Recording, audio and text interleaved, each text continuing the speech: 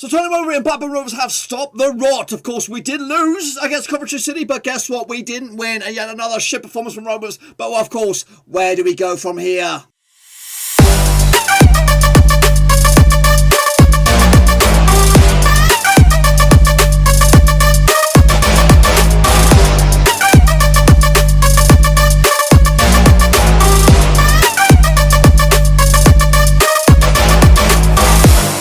To give another match review. This I'll look back at Blackburn Rovers' latest performance out in the Championship, and we'll get to that in just 1 second. If you're new to the channel, I'm asking you, where the heck have you been, boys? Smash your subscribe button, get you bang up to date. But of course, Blackburn Rovers' latest Championship related, whoa, football related. We're gonna know here on the Warooski. That's right. I can't spin it. I can't spin it any other way. But guess what? It feels like another defeat. It does. 1-1 in the end.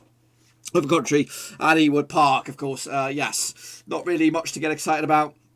The only positives, I think, was, of course, Brereton scoring a goal, of course, which he doesn't do that often, but took a clinical effort to get ourselves up and moving. Of course, 1-1 final score on the day.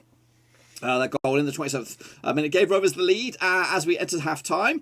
If we had a second goal, we could have been celebrating a win, but I don't think a 2-1 win would have done anything to reassure me that we are on the right track. 1-1 final score. Matty James equalised shortly after the resumption of the game at half-time, and they even had a man sent off completely against my vision. I completely missed it. I didn't see him get the red card.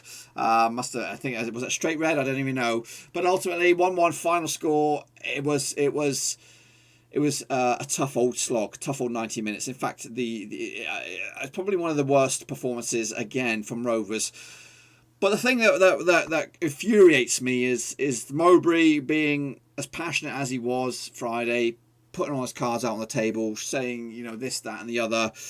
And then we get this performance, you know, by the boys. And yeah, Mowbray has his,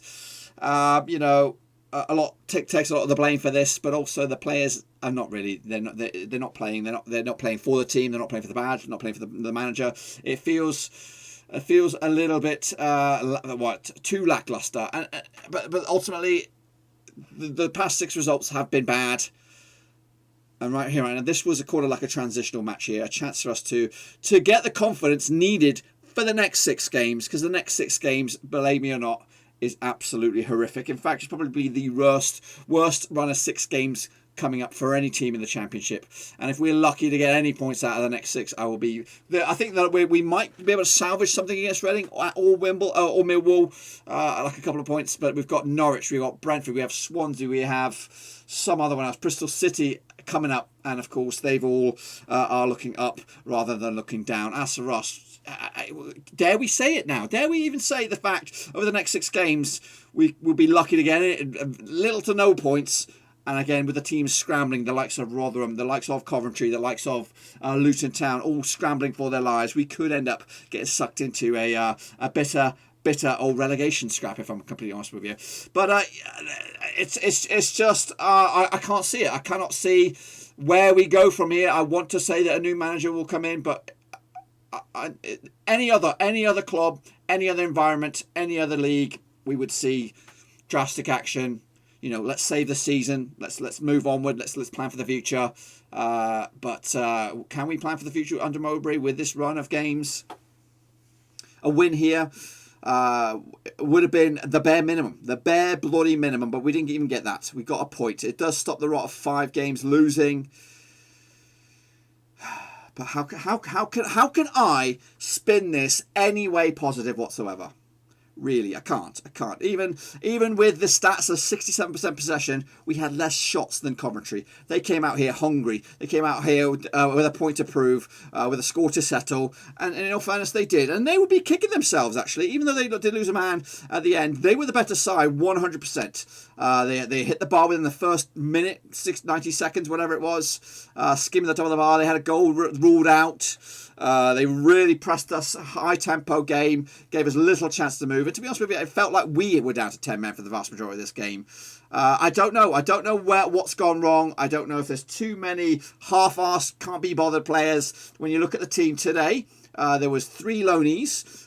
You've also got the likes of, I don't know what Corey Evans' situation is. Rothwell's contract is up for grabs. We've got Adam Armstrong potentially looking at the Premier League. We've got Ryan Abbey, don't know what his deal is with this contract. Rothwell as well. A lot of guys, realistically, probably thinking about the future away from Ewood Park than, of course, their future at Ewood Park. So that's the concern for me. You gotta go through your boys and say, you know what, this is where you're getting paid right here. You're getting paid right here, right now, at Ewood Park to put in your best shift. You know, if I were to go in my work and to do a half-assed performance, I'd get a word in my ear from my boss. They'd say, you know what, you're not pulling your weight here. You need to be picking up the speed a little bit because the rest of the team is suffering. And when you look at the rest of the team, it's not just the team of the players on the pitch. It's the fans watching this drivel at home. We're watching this. We're looking at this. I was looking at this game as a nailed-on home win. Nailed-on home win. Chance to maybe have the belief to restart the season and try and maybe go through the next difficult 6 and try and scab some results in there. I can't see it. And I'm worried. I am actually worried. I'm actually worried because the fact that the reason that I'm worried is things won't change. We have... I get led the bits on Twitter by people saying this, that, and the other. Waggett's retiring at the end of the season. I don't know now. I don't know. I'm hearing other things that maybe he's not retiring. Maybe I've just been fed a bit by somebody else. What if Waggett isn't packing it in? The fact that these two people, Waggett and Mowbray, are so airtight pals, they can't see what's going wrong right in front of them. I know we're living in desperate times with COVID and the money's not coming in. We're trying to save a penny, spend a penny. But if we're saving a penny on the manager and losing the shit on the field, which will probably cost us our final position in the table and maybe even suck us into a relegation battle, surely the business thing would be thinking, let's get rid of this guy. Let's bring in a guy to save our season and drive us up the table and kick on for next season. That's what I think. Look at the likes of Bristol City on a similar run of form. They've been the manager. They were proactive, bringing in Pearson, cutthroat attitude, and pick up a nice scalp against Swansea, following on from the win against them. They're now looking up back at the potential of top 6 once again, whereas Rovers are now looking at the potential of narrowly avoiding a relegation scrap. It is worrying times for Rovers. We've got some very exciting prospects within the club. In the academy, we've also got some very exciting players within the first team, but the heart is not in there. The soul has been repped out. We need somebody to come in there, stick a candle up their arse or flamethrower up their arse and breathe some new life into this team. We're playing Bradley Dack well out of position. He is one of the best players on form on this day in this championship. Of course, right here, he's probably not even, he wouldn't even get in my first team at all, the way we're playing him. We are not playing him in his best position. We're playing him wherever we can squeeze him in the field. We're playing to the strength of Adam Armstrong, who, guess what, hasn't been the same Adam Armstrong since 2020. So we're playing, I don't know how many games we played this year, in the turn of the year, maybe 10 or something, and I've probably seen a couple of goals from Adam Armstrong. It's not working. Time to move him aside. Time to say, you know what, Adam Armstrong? Let's put you on the bench. It's time for you to, of course, work for your keep. His head's probably turned by the fact that West Ham are sniffing around. And, of course, they are flying high. He could go from us to potentially a Champions League team, a team that's competing in the Champions League next season if West Ham continue what they're doing. Rovers need a change of belief on the pitch. Yeah, of course, the transfer window slammed shut. No, there's no life to be brought in, of course, from outside of the work. It's going to happen from within. We brought in Stuart Downing, an experienced head, but guess what? He gets a fleeting couple of minutes. It's like a waste of time. It's a waste of bit of money. I don't know if it's just because you're a buddy from Middlesbrough. I don't know, but something needs to happen to this team. We're flat as a pancake. I can't get excited about a 1-1 draw against Coventry against 10 men and playing like a bag of shit. Kicking off forward, let's take a look at some of the other stuff here. This is how it all panned out, of course. 4-3-3. They played 3 at the back once again. Can't break that down. We have got no plan B, no plan C. Heck, I don't even know if we've got a plan bloody A. 66.1% possession compared to 33.9%. But they had more shots than we did.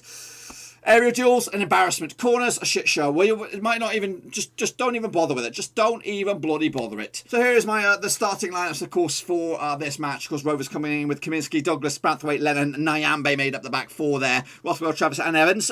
You know what? Not a bad not a bad 3-man midfield there. Of course, Brereton up front alongside Armstrong and Elliott. And here are my critical and most crucial match ratings coming at you. Kaminsky with a 5. They're coming at you in all their glory. Kaminsky with a 5. 5, Douglas with a 4. Absolutely. Go back to bloody Leeds. I'm sick and tired here. Take Braithwaite with you on the M6 or whatever the bloody road is. I don't even know.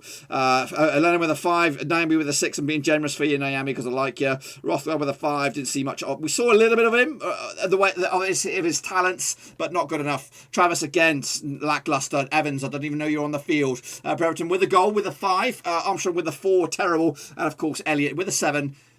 It's a joke. It's a joke that we're pinning our hopes on this 17-year-old saving Mowbray's job. I remember a couple of incidents, stretching back into the Watford game, the lack of desire from the rest of these guys here. Today, there was a corner, I think, another shit-ass corner from Rovers. A waste of time. I don't even know why we bother. We might as well just give them the goal kick because we're a bag of bones at corners. But anyway, another corner ends up going in the favour of Coventry, as it does, because it's and then the only guy saving the day was Nyambi because he was back there. But where was everyone else tracking back? Absolutely nobody, or taking their sweet ass time. We're level at this moment. This is today against Coventry. Luckily, 70-year-old Harvey Elliott has got a bit to prove to himself, and of course the watching world coming back, tracking back, saving the bloody day. But where was Branthwaite? Where was Lenihan? Where was Douglas? Where was everybody else? They were all having a little chinwag on the way halfway line, or not even at the halfway line, with the goalkeeper, the opposition goalkeeper. Of course, that's it. Embarrassing. Not showing any passion for the badge, the situation that we're in. 5 games losing streak, no changes whatsoever. And then at the end of it, high fives all around. We got a point against 10 bloody men, Coventry City.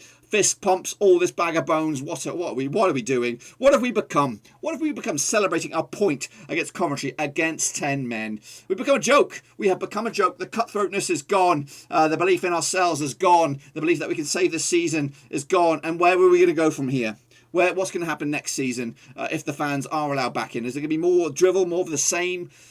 I can't get excited about this at all. We have some exciting prospects. And again, the contract situation with a lot of these guys is up in the air. But we need somebody to come in to breathe some life into it. Let's take a look at, of course, Coventry coming at you. Of course, Wilson, Hyam, McFadden and Ostergaard. McCallum on the left, Dabo on the right, Kelly and Kelly. It would have been somebody else. Who else was in there? I don't even know, and I don't give a rat's ass. James as well, Biamu and Walker up top. I can't remember. Kelly and Kelly. We'll just go with that. Doesn't matter. They, in fact, who was it? It was Shipley.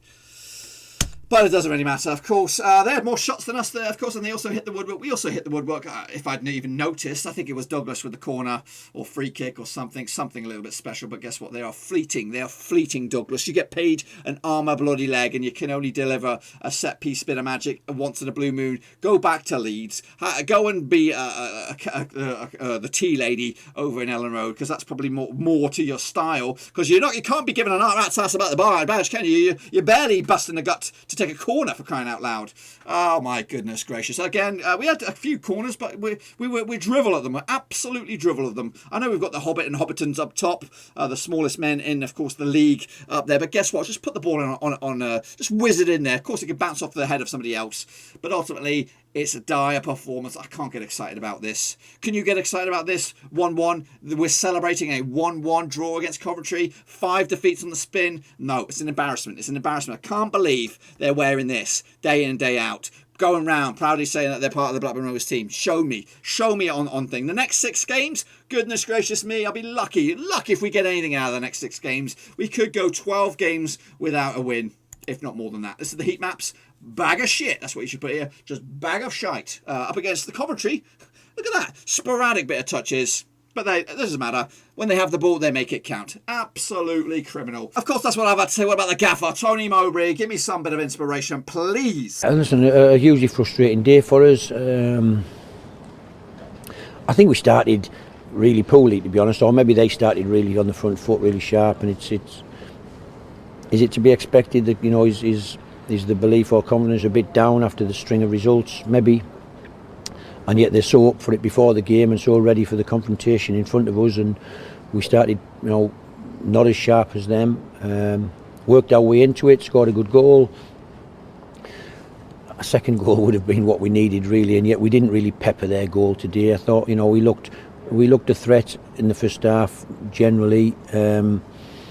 And it's hard to break down a back five. And, a lot of teams this year played back fives against us, probably because we scored a lot of goals early on, and they've come with a bit of fear. And I think they came with a bit of fear today. No Hamer, and and Noah Hare, probably their best two technical players, probably because he wanted to make it more difficult for us to get through them. But anyway, listen, ultimately it's a point. We move on from here. We would have liked to win, but there's no easy games in this league. As we've found, every game that we've lost, we've been right in all of them games. They've been tight affairs. Nobody's beaten us comfortably. Everything's one goal difference either way, and we just have to keep rolling and see if we can turn some of the tight games into victories. Yeah, I think so. I think we grew into the game in the first half. I think they started really well, but then we really grew into it and started to dominate and push them back, and their back three became a back five, and yet we didn't ultimately find the net the second time. We, was it Barry's free kick? Off the post and out. It wasn't a day where, early season where we were really peppering teams and having 20 odd shots at their goal. It was a difficult game against a team that, particularly with the last few minutes, I suppose, when they went down to 10 men, that back three becomes a very definitive back five, and it's not easy to get behind them. And the type of players we have, really we need to try and get behind teams with speed and sliding balls in behind, because ultimately there's no Gallagher there, for instance, at 6'4", and it was a frustrating day for us, but it gets the points moving along, and there's still, is it 14 games to go? We've got to keep going. We'll keep a long punt up the pitch, really. We lost the header on the edge of the box. It went out wide. They crossed it in. We lost the header in the back of the 6-yard box, and the boy hooked it in on. It is basics, really. Two 50-yard balls that we didn't make first contact on the ball. Something that I preach a lot, really. And corners and free kicks, you have to make first contact. You have to stretch every sinew to make first contact, really, and we lost two headers. One was the big punt from the goalie, and one was the cross to the back stick that dropped in our 6-yard box, and the boy just hooked it in. So really frustrating day for us, because I'd have to say after that they didn't really threaten our goal. They had some breakaways. I thought Nyambi was immense today. I think obviously did great for our goal. But just when we were pushing on and we're leaving 1v1, sometimes he can deal 1v1 very well, and we're all left frustrated. It's a very disappointing dressing room. We have to pick it up again and get ready to go again on Tuesday. The odd minutes, wasn't it? It wasn't as if it was give us half an hour to go and try and win a game. And by that time we had a lot of attacking players on the pitch. I think Dak was on, whether Tyrese was on or not, but Tyrese was on, Adam was on, Brereton was on. We had a lot of players that can score a goal for us, and yet ultimately when they sit as deep as they did with their big 6'4" centre half strung across the 6-yard box, it's really difficult for us to find a way to get through, and unless it's a long range shot, unless it's a deflected shot, unless it's a cut back like the goal we scored, we have to score certain type of goals. And I think as teams have caught on to how we score, really, what types of goals we score, they generally, a lot of teams are playing, as I say, back fives and sitting much deeper and denying Adam the space, and when Gallagher's not available, it becomes more difficult to score with putting balls in the box, even when you get into good positions. And injuries knock every player back. Travis is the example in my mind at the moment. Dak I've talked a lot about, of course. You can't be out for as long as they've been out and think you're going to come back and everything's just as it was. And Ben took his goal brilliantly today. Worked hard. There's still lots of growth areas for Ben Brereton. He's a young boy still. He's 21. He's he did all right today. He scored a good goal for us. He works hard up and down this side, and we just keep rolling with him. Yeah, listen, and we can do that. I mean, I thought Elliott was good again today. His combination with Nyambi's speed and power in behind. I think for our goal, it was. I don't know whether it was Elliott who played it. I think it was Rothwell. I don't know who played him in. Rothwell played him in, but a lot of times Elliott was stepping inside on his left foot. Nyambi's running. We putting it in behind them. We're crossing it into the box. It was the cut back that we work on a lot, and it was a good goal. But a frustrating day ultimately. We left frustrated that we didn't get 3 points. Well, what's been going on social media? Let's have a little look then, shall we? Of course, Jimmy said, in fact, we'll start with Lewis Hartby. Hartley said, Cardiff and Bristol, prime example of what getting a new manager can do. Take some of the notes of this. Shocking game, one of the worst second halves I've ever seen. No creativity, lack of attacking force is dreadful. Branthwaite needs to go back to Everton. Bugger off Tony. Dave Parker says this. That was embarrassing. I love Mowbray, but time to go. Blackburn Rovers did like the away shirt. So did I. Take a note. Honest opinion. This is Jimmy. I don't think Mowbray has anything left. This feels different from previous bad patches. Almost like there were no coming back and all hopes has now gone. Hope I'm wrong, but can't see it. We'll always love and respect Mowbray, but it's over. John Roberts said this. We need a change in management now. A point was not good enough. Simple as. Also, Rothwell is a Premier League player. Is he? He's too good for this league. He's a standout every game I watch. Lucky to have him. I don't know about that. So he has moments. I'll give you that. Meanwhile, Bano says, why is he still in charge?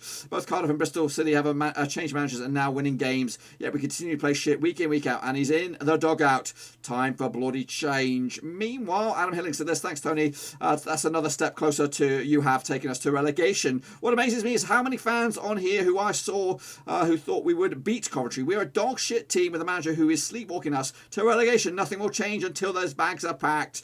Damien Bigup says, after a slightly passionate interview yesterday, I thought we were really going to turn it on today. That second half was absolutely garbage. Only positive is we are a point further away from relegation after today's results. Are we though? Are we? We are the Rovers. This was an absolute shambles. What happened at the half-time? Good first half, absolutely shocking second, all full stuff. Matt Hornby said, lazy performance, bringing Dak on made no difference whatsoever. Taking long to pass the ball, and what the heck is Tribal doing sitting on the floor for 2 minutes of at a time? League One, here we come. And of course we have Jacko, 1, 2, 3, 4, 5, 6, 7, 8, 9. Said Branthwaite didn't even challenge to stop their goal. He should easily be clearing that. We lose most 50-50 balls. We play too much at the back, and we look too easy to play against. No fight or passion. Even the last 5 minutes, we were still slowing game down and passing back. Nick Ashton says, Mowbray's done a brilliant job at the club and I've supported him through this bad spell, but I think it's time to go. Injuries haven't helped, but it seems like their players have given up and accepted lower mid-table finish. Worrying. We shouldn't be thinking about that either. Crispy LFC says, I love what Mowbray has done for the club since he joined, but is embarrassing. His tactics are baffling, sad to say, but we are going nowhere with him in charge. Sick of how shit we become? We're absolute bottle jobs. Chris Lambert said, Mowbray had my backing, but that's 1.18 is a joke. Mowbray has to leave the club. Gareth Ainsworth, step forward, he says. Of course, that's what he thinks and that's what they think. But of course, make sure you get your own thoughts in the old comment section down below. But what else has gone on in the Championship? Well, let's take a little look at it. Of course, Derby and Forest, they drew yesterday. Of course, Bournemouth got back to winning ways. A bit of a feisty encounter up against Watford. Our next opponent is Reading. Of course, at their place, beat Rotherham in the Battle of the R's. Preston also got himself back into winning ways with a 3-0 win. Barnsley look absolutely phenomenal at the moment. 2-1 winners over Millwall. They've got the bit between the teeth, as do Bristol City. 3-1 winners over Swansea. Luton Town coming from behind, of course, winning against Sheffield Wednesday. 3-2 for them. Brentford turned it around against Stoke to keep themselves back in the hunt, of course, top 2. Birmingham 2, QPR 1. A big win for QPR. Big win for Birmingham, of course, at the foot of the table. Middlesbrough 1 and Cardiff 1. Tomorrow will be Wickham up against Norwich as well. The table looks like this. We are actually now, 11 points off of the drop. But we're just lucky that the likes of Rotherham, arguably are cut off from the rest of the pack there. We could easily get sucked into that. It is worrying times. For me, it's very, very worrying. I don't like what I'm looking at here. It is a bit of a shit show. Barnsley, absolutely tremendous run for them right now, doing bits. They are the form team in the Championship at the moment. QPR doing good as well, grinding out the results. Big win for Birmingham, keeps them in the hump. Karanka turning the corner around on that Badger. Of course, what's going on in the Championship this midweek? Of course, Millwall against Preston, Coventry against Middlesbrough, Cardiff against Derby, Huddersfield against Birmingham, Forest against Luton. We go to Reading. Then it's Norwich against Brentford in the battle of the big boys there. QPR against Barnsley. The two form teams locking horns. Watford against Wickham in the battle of the W's. Sheffield Wednesday, Rotherham, a 6-pointer right there. Bristol City against Bournemouth in the battle of the B's. And Stoke against Swansea in the battle of the S's. But of course, the battle of the L's, that goes to Rovers right here, right now, and I cannot see anything but another shit show midweek. But we'll be there with the watch along, of course, and I'll have my match preview for the for the game as well. But until then, though, that's all I've got. I'm deflated, depressed, looking forward to cracking open the freezer with, of course, my glorious bottle of gin in there, waiting for me to wrap my wings around it. When I say my wings, I mean my lips, wings and lips. Whoa, what are we talking about? Anyway, that's enough for me. I'll see you all very soon. Until then, I'm out of here.